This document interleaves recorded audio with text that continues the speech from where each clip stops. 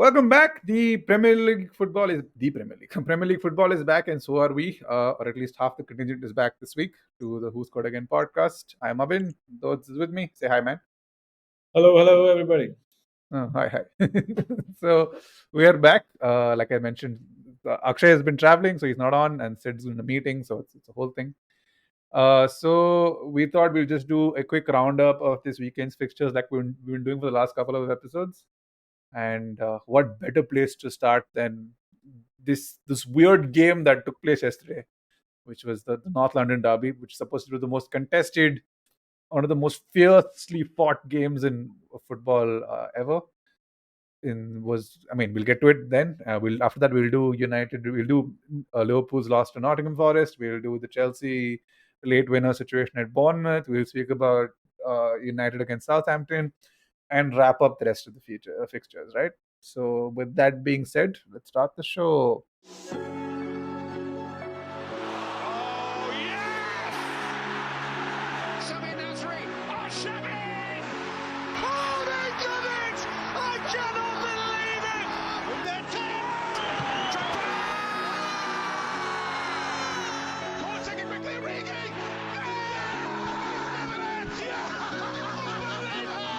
Balotelli! Aguero! I swear you'll never see anything like this ever again! So anyway, Arsenal went to Spurs without a midfield. With as Arsenal would have gone to call it, they went to Spurs with two uncles in midfield, in Jorginho and Partey, and still went away with a 1-0 win. Horrible game to watch. It was like Terrible. it I was. thought the first half, I was just like, can somebody please score? Just so that I don't feel like Yes. I did my time and my life on this stupid game. So we were with a friend who was trying to watch this game who was watching football, a full football game for the first time, and we were losing her. We were like, no, pay attention. It gets better. She's like, no, but no one's going to score. And I said, no, football's tactical. It's a whole thing. But Arsenal came there to just grind out a result and bounce, right? So everyone compares Mikel Arteta to Guardiola, when in reality they should be comparing him to Moyes, because he has that Moyes uh, sense of Energy. doggedness in him. Yeah, exactly. Like his first rule of when it comes to his philosophy is become really difficult and very hard to beat. Like Arsenal locked down that defense, didn't let anything go through, to the detriment of all of us who were watching that game. I actually don't think Arsenal locked it down. I just think that the Spurs players, they had the better shots. But instead of passing, they were just one really slow on the ball, taking the time and just doing absolutely shit strikes. Like the worst. I was like, okay, now they're gonna score, they don't score. Now they're gonna score, they don't score, and it was just stupid to watch. Um, This the Tottenham YouTuber put it best. What's his name? Exhibit. expressions. Exhibit is Pippa, right? Yeah, yeah. And he was I just mean, like, Arsenal gave Tottenham the loop, and they were just playing with themselves. That's it. They weren't doing anything on the pitch. but yeah, I was literally watching his video before we started this episode. But no, man, Spurs. I agree with you for the most part. I think Spurs tried to score two. Like the old Arsenal were accused of trying to score the perfect goal. Spurs were Yeah. trying to score the perfect goal, especially the latter half after they conceded, and it was so infuriating to watch, especially with Brendan Johnson on the right and Son being anonymous or synonymous, as expressions called him, on the left. Playing Son on the left there with Dominic Solanke, who's come back from injury, clearly looks off the pace. Who tried his best, poor guy, but he was just getting locked out of there. The midfield wasn't. Son just had an absolute shit game. Like, and Horrible game. I didn't understand, like you were saying, I didn't understand what they were trying to do tactically. Like Ange's whole uh, supposed to be tactical masterclass guy and all, absolutely shit the bed.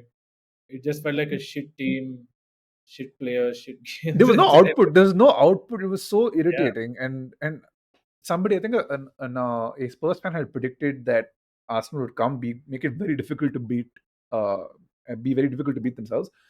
and would score on a set piece, because set pieces have been Arsenal's like thing over the last year or so, and it is the one big weakness in Spurs' defense. Their set piece defending is horrible, and But Romero you can't gets. depend fully on that, right? Like, yeah, but You can't. I mean, yeah, but even then, even after having conceded, I agree with you. Even after having conceded that goal to end that, they conceded in the 67, 66th minute or something, and then for the next 25 minutes, I think I must have seen about 4 shots, which is insane. They should have been peppering that goal. I think Kulusevski in the 93rd minute was like, "Fuck this," and he took a shot. They just went over the bar. Besides that, nobody. They were like trying to pass it around the back, dude. You have a block. You have 2 blocks of 4 in front of that goal. Take a fucking shot. It ricochets. It'll go somewhere.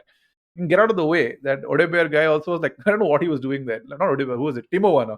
Of course, it had to be Timo Werner, standing in an offside position in the 93rd minute.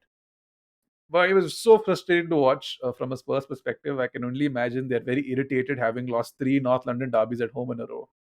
yeah, I mean, they did the most Spurs thing and bottled it. Absolute bottle job. That was the most lightweight Arsenal midfield I've ever seen. I know they don't have Rice, but even then, it was just they just. I mean, Arsenal had a plan. We'll just play on the wings. We'll just play to the wingers, or we'll sit back. Sit back, And soak up, hit them on the counter. So yeah, they try to do it all game. there is no. The whole game had no midfield. There was no midfield only. It was just like box to box, box to box, box to box, and that's all. Like and uh, Arsenal coming away with a win. As an Arsenal fan, you must feel like that was a treat. Like how did you come away with a win in that game? But Yeah, you oh, managed to it was do it. it was such a bad spectacle to watch. But I think because given the game they've coming up over the weekend, they play City over the weekend, and I think a loss in this game would have. I wouldn't think it would have caused any issues, but it would have caused some sort of like, you have to like bounce back. The need, you want to put the last result behind you. So that would have they intend instead get to ride on this high of beating Spurs in a North London derby again. Yeah, and there's some interesting stats about Postecoglou. Is that first of all in his first season he said that I take the first season to build, and the second season I win the league Mm. always. You win And some something, I think he reporter, said. yeah, I win Mm. something, but basically alluded to the winning the league. Mm. And some reporter asked him after this game, and he was like, basically in his first 10 games they got 30 points, and in the last 30 games he's got 30 points. That's crazy.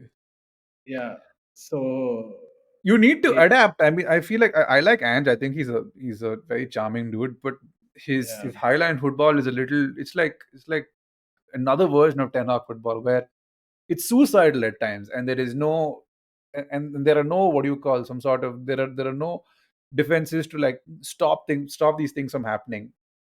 yeah, Here, that's I think. exactly what I've been saying, Hmm. that you need to be pragmatic. If you're not pragmatic, you're not being able to bend, and you're just going to be like, I'll play with a high line always. You're just going to get screwed always. It's just Exactly. how it is. And I'm already getting that feeling that this guy might be on his way out. No, no, I I, don't I've think seen so. I seen a think lot that less of these mate quotes. I feel like more points, more mate quotes, less points, less mate quotes. That's just how the internet is working right now. I mean, we'll have to see. I don't think he's going to get sacked. I think they're like, this is the process managers. Spurs have realized that quick success manager doesn't work for them. Like it philosophically clashes with the history of their club. They'll go up and down, but I think they'll finish top four still. I had them third. I don't know if I still have them third anymore, but we'll see what No, happens. I'm predicting maybe seventh. Could be. The way they've Yeah. started, they're very definitely a possibility. They also don't have any killer player. You realize Yeah, Son. Son, dude. Yeah, but Son is old now. Then if they've Yeah, invested in the youth. There is a kid they bought, Archie Gray, 43, 44 million. Where I haven't seen the guy play yet from Leeds. I have no idea where he's gone. yeah, no idea. But anyway, we'll move past Arsenal Spurs. Let's, whatever Spurs fans are listening, if there are any, we'll save you the trouble of bashing your team. Let's let's quickly move Yeah. on to Liverpool. Liverpool have this habit. They, did this after they beat United 7-0. They went and lost to Bournemouth 1-0 away. And here again, to Nottingham Forest, I think Arne Slot has broken a 55-year-old record. Nottingham Forest have not won at Anfield, I think, since the 60s or the early 70s. And Arne Slot rocks up, and Nottingham Forest have their first win thanks to Callum Hudson-Odoi, an old Chelsea boy. Yeah, it's been Chelsea players all over this weekend. Is it though? Yeah, I mean, who else? I mean, like when you allude to like Timo Werner, Fair, Jorginho, yeah, fair enough. Yeah, it is the Chelsea boys. It's Chelsea boys across Chelsea the league. boys, just agent Chelsea boys infiltrating everywhere. But Oh yeah, man, yeah, no, I don't know. It wasn't that interesting a game, but somehow Liverpool just looked like they're dead or something, or they're lacking firepower, or they're frustrated. no. I think it. See, this kind of result is. I'm surprised it happened so soon. I expected this to happen maybe in November. Where it's like the new manager comes in, and this is synonymous with Philosophy. most, yeah, philosophy. And the defense is the last thing to suffer, because the like, especially in Klopp's case, or even in other teams, right, where teams have built, where managers have built their teams on defense. Defensive structures, defensive patterns are still, like, for them, they've practiced it so often, it's still very fresh in their heads. So I expected them to have that solidarity, and to like adopt Arne Slot's tactics and move forward. But I was surprised that it came so soon. I have been saying for years that Salah is on the way, and yes, he's an output machine, the same way Ronaldo is an output machine. Like, they're just fucking phenomenal footballers. But when they have an off day, because the team caters so much to their style of play, the team suffers. Like, if Salah's firing, the team is like on point. But when he's not, it leaves the team to like create through Luis Diaz, through Darwin Nunes, who is looking more and more like a horrible signing for the price that he was signed at. Dominic Sabasla is not dependable. Ryan Gravenberch is not a six, even though he's doing a good job there. And it's just they look a little disjointed. They looked a little disjointed on that day. They've looked pretty good so far. And even the United game, which I went back and watched all the way through, because the last episode I was in a very bad place. If you haven't listened to it already, um, it wasn't that United were bad. It was just that there were three mistakes that United made that Liverpool capitalized and were extremely clinical. Like, they were, when they're not clinical, I feel they can be got at, which I think has happened. Um, and if these, I don't expect them to lose over the weekend. I expect them to like come back. But if things start to spiral, it becomes a whole Klopp versus an honest Klopp, like, becomes an in-house situation, right? Yeah, they're gonna suffer from literally their own success. Kind of thing. Call DJ Uh, Khalid. yeah. I swear every time Liverpool does this, where they'll go and beat United convincingly, and then they'll go and lose to some shit team. Like every time, and like and it's and it's almost like it's written. you'll always find that the other what was small team fans will be like, "You thought you were so good just because you beat a fuck all United squad. No, you're not. We're the best. We're massive." And it's the same script every year. Like, Nottingham Forest fans have been shitting on Liverpool. Like, Jamie Carragher made some 3-0 prediction, they were shitting on him. So like, all on Twitter, it's just been like one after the other. Liverpool fans brought down. Liverpool fans are fighting amongst each other. It's a whole wonderful scene. I Um, guess in the media and podcast universe, you're only as good as your last result. Right? That's the problem, right? It's yeah, always like there's this weird, and I this is a criticism of the media podcast universe. There's this weird basketballification of commentary, or of criticism of the footballing world right now. Like, everybody wants to be Stephen A. Smith. Everyone wants to be, uh yeah, who's the other guy? Yeah, like Skip Bayless or someone. Like, you have, it's all so stats focused, and it's all like, it's about a game by game. One, if someone doesn't perform in a game, or are they finished? Someone performs in a game, or probably the best player ever. It's yeah, hyperbole. right. Hyperbole, sorry. But Yeah. the thing is, you need again like Liverpool. They won 3 games, but they lost one game. But that one game, everyone's come guns blazing, pitchforks out. Liverpool sucks. City have won the league. They're already declaring this shit. And it's just like, dude, calm down. One loss. It's Hmm. okay. We'll get to City. City are, I mean, to be honest, I do think City have already won the league. Have you seen how City have started? But we'll get to them Yeah, in a but bit. Hmm. I mean, the only hope you had was Liverpool or Arsenal. Arsenal, I think, are still the big. I think Liverpool always going to have a transition season, in my personal Yeah, opinion. Hmm. Arsenal, again, if you wanted to stat focus, Arsenal have trailed for 0 minutes in this season.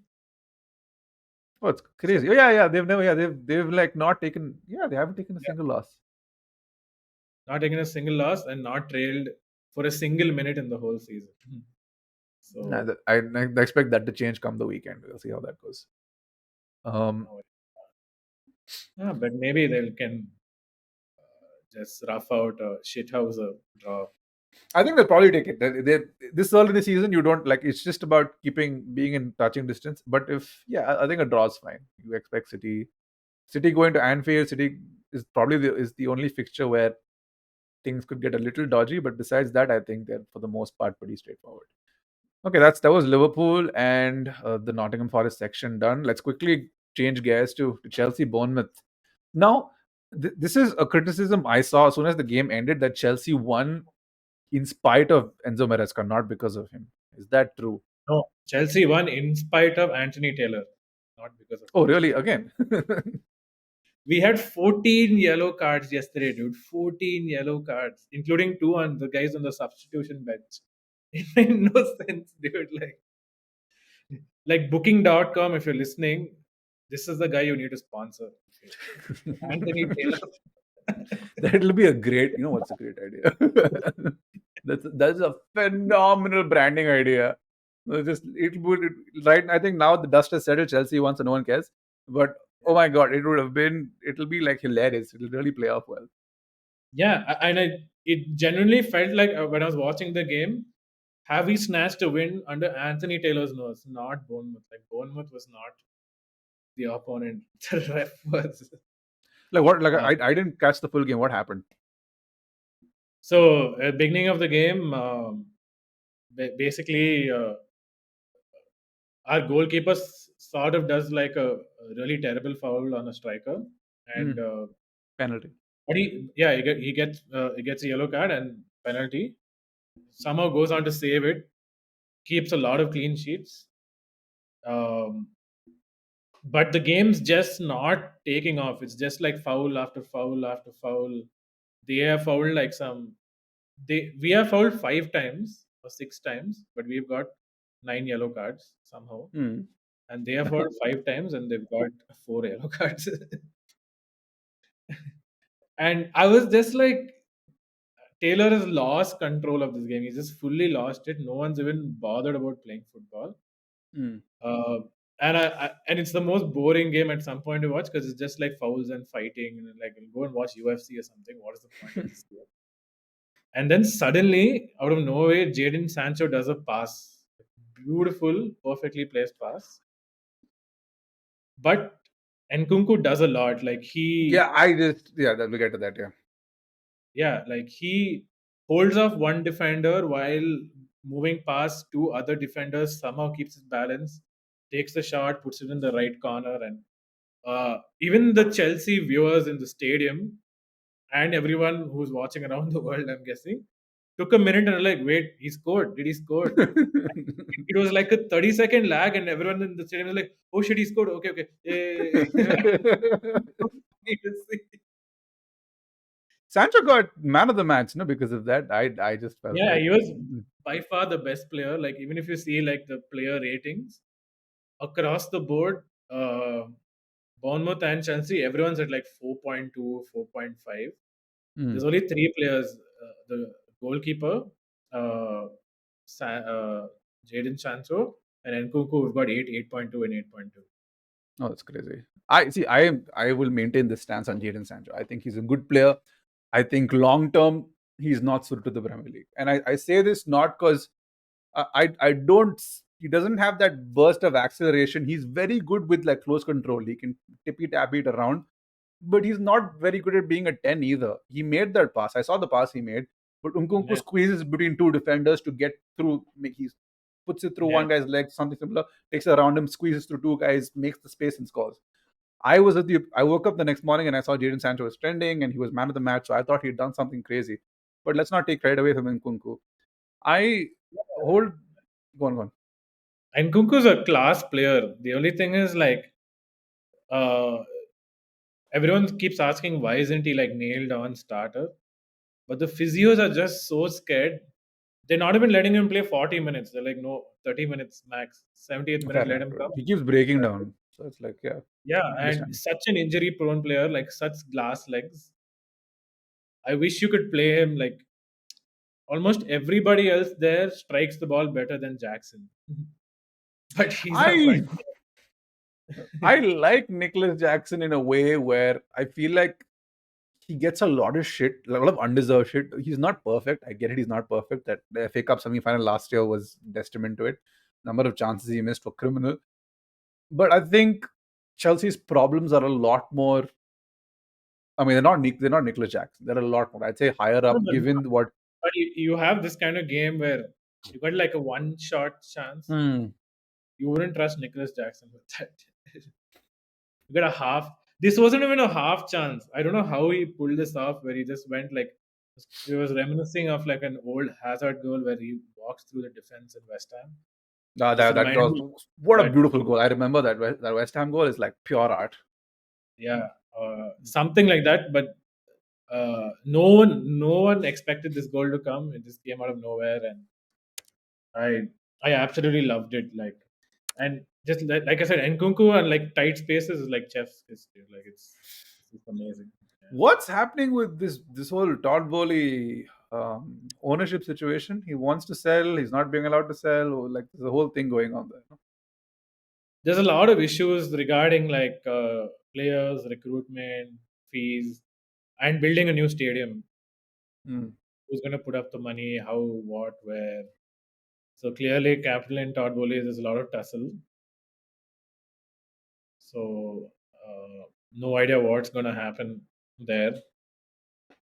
Uh, both want to buy the other one out. Right now, Bali that's and yeah, that's what's happening. So let's see who wins. I know that has the potential to hang over the club like a cloud for like the next couple of weeks. We'll I see mean, how I that don't goes. think it does. We've got so many players now, dude. Doesn't matter what's happening in the top. There's enough drama happening on the pitch and off the Who's going to pitch. play? Yeah, like they registered Chilwell back to the Premier League. He's not in the bomb squad. He's in the training squad because we're paying him some insane, like some 250K a week, and we tried to force his exit. He didn't go, so might as well Pull don't something throw out of away him.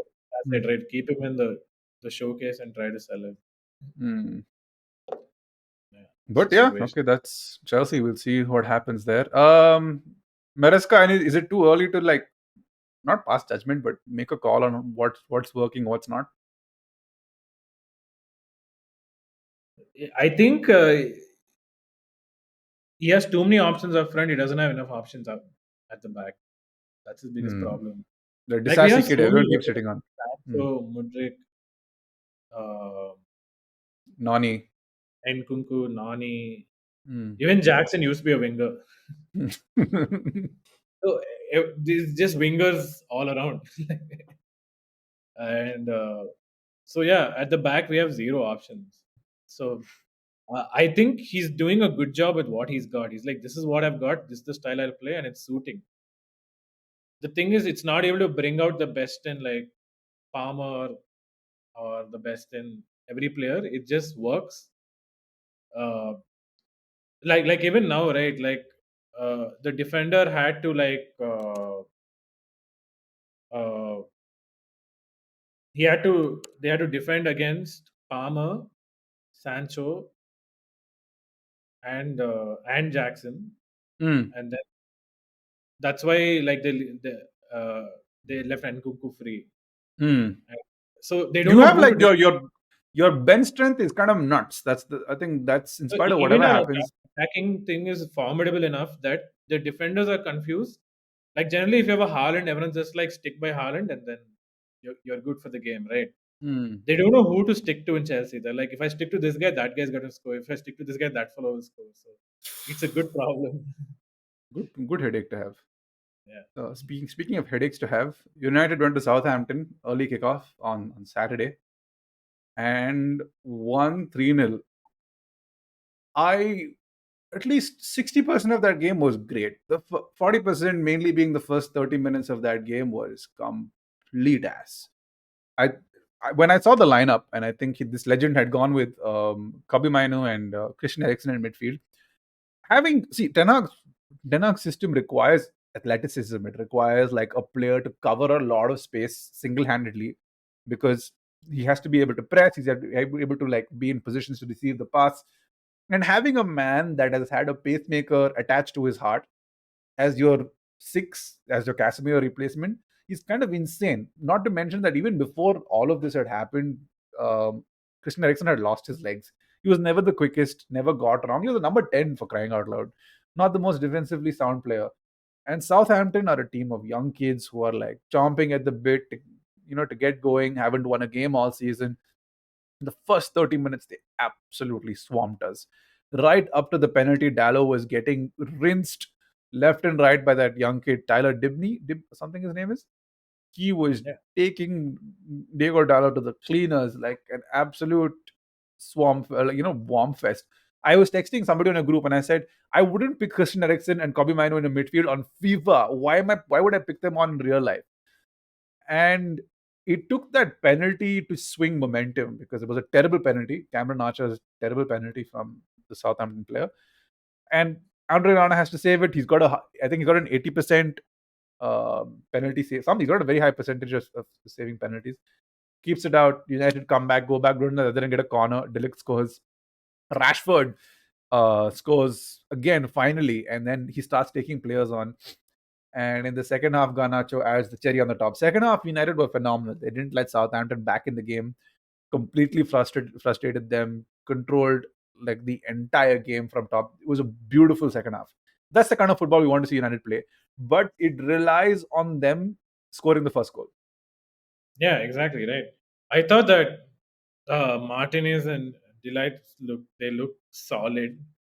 I think Dallo's the weak link that you guys have to sort out somehow. I actually don't think Dallas the weakness. I think Dallas probably our best. He's one of the world's best fullbacks. Had a horrible game. I think the weakness right now is Lisandro Martinez. I think Martinez is not Yeah, the injuries have caused a lot of issues. Dallo has this one brain fart game in him, and then he goes back to locking down players. But Lisandro Martinez has had a problem since his back. Since he's not exactly been the same. He's been a little off. His positioning's a bit off. Delict had a bad week. I'm looking forward to seeing him come back. He's not the quickest either, and because that backline isn't as quick, it's still leaving that huge cavernous fucking gap in midfield. And it's very yeah. I think frustrating. your midfield is really bad.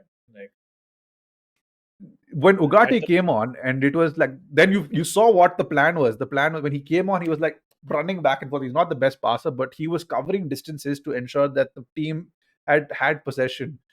And that and when he came on, I was like, oh, I see what Ten Hag's plan was. Like with Casemiro, he wanted him to be this extremely mobile midfielder. He's not. And with Ugarte coming on, I see it. I see the vision. But it's a crazy vision. It requires like 100%. Like you can't make a mistake in the system. There's no protection, and that's the biggest problem with this idiots formations. There's no one mistake, and the team and you have an overload against your defense, which sucks. but I mean, I'm not taking away anything, but I also think it's a not great Southampton team that's probably going to go into relegation. Yeah, yeah. Uh, and but it's good for like United to find their feet after being like it's been a few weeks of a lot of drama, so it's good to get a win and just Yeah, calm one things win at down. least. Yeah, at least that happened. Yeah, No drama. It was the best part. Like I feel like when I was in the US, games would kick off at 7 a.m., 8 a.m., and it would ruin the entire weekend. And I think the same goes for like the 5:30 kickoffs. It could ruin your entire weekend because it can be so irritating sometimes. But after they won, I was like, okay, I'm going to enjoy the rest of this game. I'm just like going to peace out. The Saints are so bad they let United score from a corner. And United are so shit at corners. They let them do that also. I was like, what is Delict doing? Oh shit, no man. I was like, this is so insane. But yeah, let's move past United. Let's quickly round up on the other games. Game of the weekend: Aston Villa, Everton. Once again, Everton once again have let a 2-goal lead slip. Yes, And most dangerous game of the week is always the Everton game.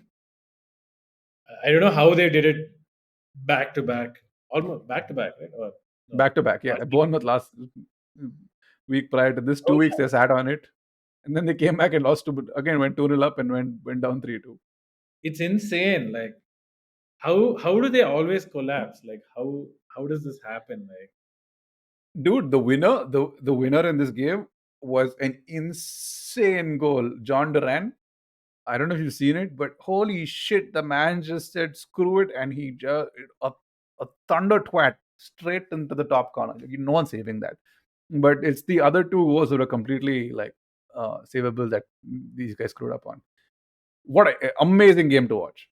this feels like a simulation specifically designed to screw with Everton. Like Yeah, Everton's points will Forest. just get docked for no reason.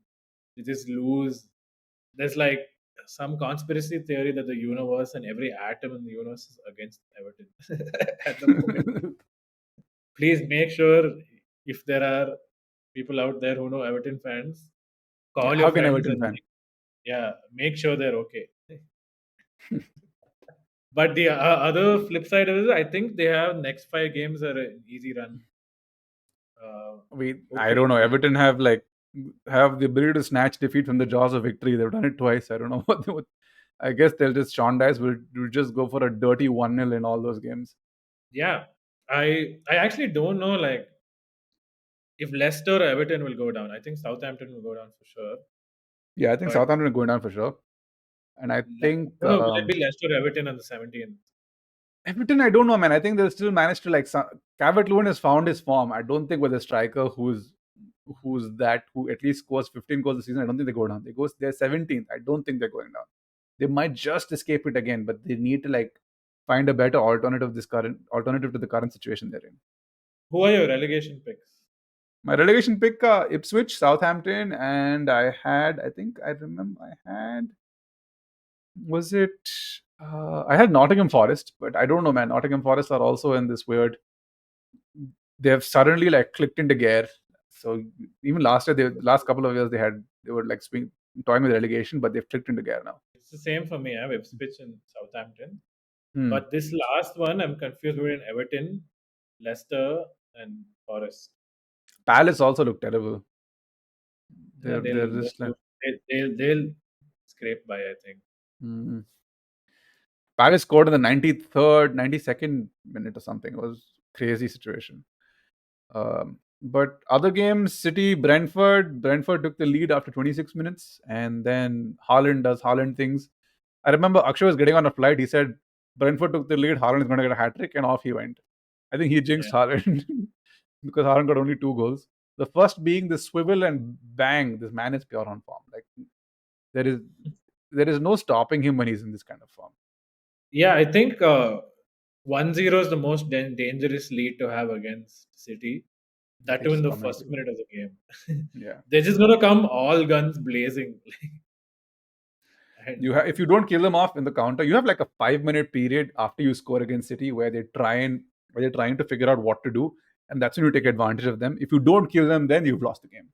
Like you look at United, all the times United have won against City has been where they've scored and City have gotten a little shocked and they've tried to attack them and United have come back the other end and countered and scored again. And then you have that safety net of 2 goals where you can concede one and see out the game. yeah, I think if you're a doesn't matter if you're small or big team, just hold the line till the 89th minute and then score. And then United are like like, oh like shit. Sorry, City. And then you win. That's how you win against City, I think. That's the only basically. way. Any other fixtures to go over? The boys beat Wolves with a screamer from Harvey Barnes yesterday. Oh, It was a banger of a goal. But yeah, I think they came back from a 1-0 deficit to score. Wolves again are good, like prime relegation contenders. They don't have a particularly prolific striker, haven't won a game all season. So that could be an interesting team to watch. Without that, I think that's pretty much it. Fulham West Ham 1-1, irritating from an FPL perspective. Ipswich Brighton 0-0. Yeah, and that was pretty much it this weekend. Next weekend's games will be interesting given the big City Arsenal clash. We should watch it together if we can. And Let's catch together.